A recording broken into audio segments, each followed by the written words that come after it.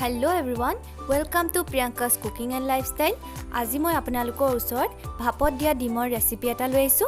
আশা কৰো আপোনালোকে মোৰ ভিডিওটো চাই ভাল পাব। যদি ভাল পায় তেনহলে শেষলৈকে চাব।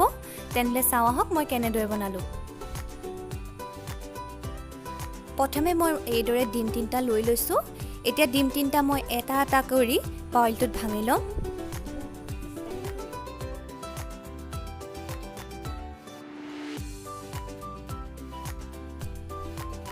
এতিয়া মই তাতে অকমান নিমখ দি দিছো আৰু অকমান জালুকৰ গুৰি দি দিছো। এতিয়া এইখিনি মই ভালদৰে অলপ ফেটি লম।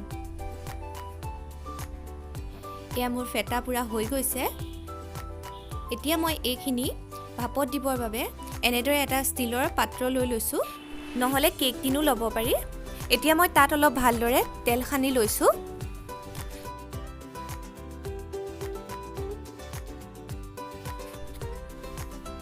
এতিয়া মই ফেটি থোৱা ডিমখিনি বাউলটোত ঢালি দিম।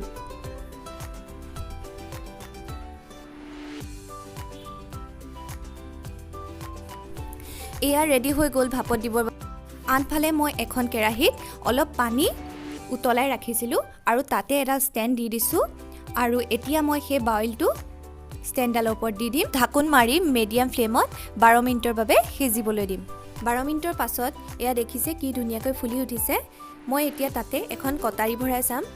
কটাৰীখন পুৰা ক্লিন হৈ আহিছে, মানে মোৰ সিজা হৈ গৈছে।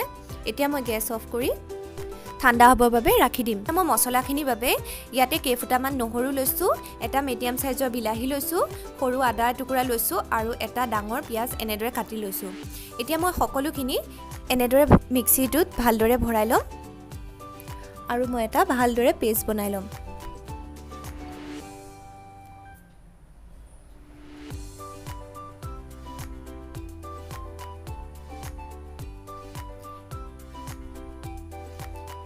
এয়া মোৰ পেষ্ট ৰেডি হৈ গৈছে। ডিমো চেঁচা হৈ গৈছে। এতিয়া মই এইখিনি এখন থালত উলিয়াই ল'ম আৰু সৰু সৰু টুকুৰা কৰি কাটি ল'ম।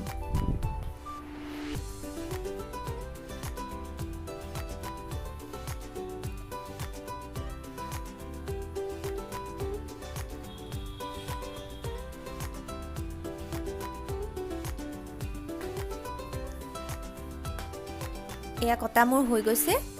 আনফালে মই এখন কেৰাহীত অকমান তেল দি দিম আৰু তাতে মই এতিয়া ডিমৰ টুকুৰাকেইটা অলপ ফ্ৰাই কৰি ল'ম। ফ্ৰাই নকৰাকেও দিব পাৰি, কিন্তু ফ্ৰাই কৰি ল'লে খাই অলপ বেলেগ এটা টেষ্ট লাগে। চ' সেইকাৰণে অলপ ফ্ৰাই কৰি লৈছোঁ। এইখিনি মই এতিয়া বেছি ফ্ৰাই নকৰোঁ, অলপ বাদামী ৰঙৰ নিচিনা হোৱাত তেলৰ পৰা কাঢ়ি থ'ম।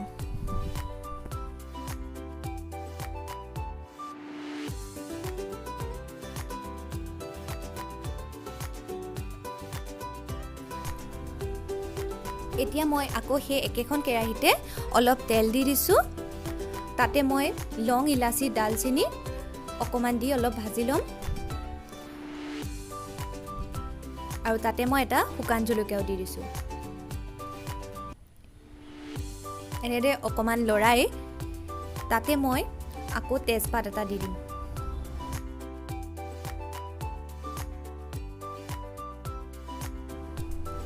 এতিয়া মই তাতে গোটা জিৰা কেইটামান দি দিছোঁ। গোটা জিৰা কেইটা অকমান ফুটিলত মই তাতে বনাই থোৱা পেষ্টখিনি দি দিম আৰু গেছটো ল' ফ্লেমত কৰি দিছোঁ।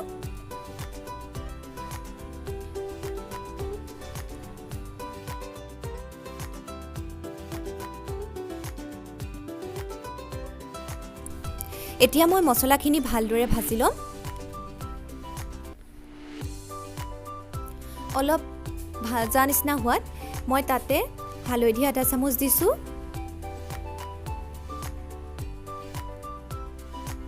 আৰু জলকীয়া গুড়িও আধা চামুচ দিছোঁ, লগতে জিৰা গুড়ি আধা চামুচ আৰু ধনিয়া গুড়িও আধা চামুচ দিছোঁ। এতিয়া মই ভালদৰে এইখিনি লৰাই দিম।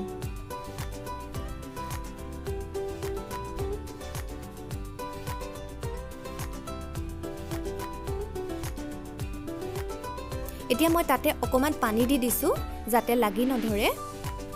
পানী দি অকমান ভালদৰে লৰাই দিম।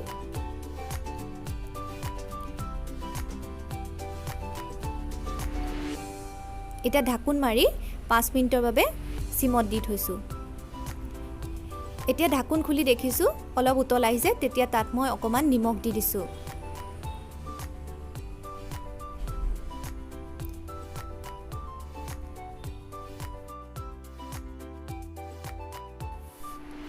অলপ ভালদৰে উতলিলত মই তাত এতিয়া থৈ দিয়া ডিমৰ টুকুৰাখিনি দি যাম।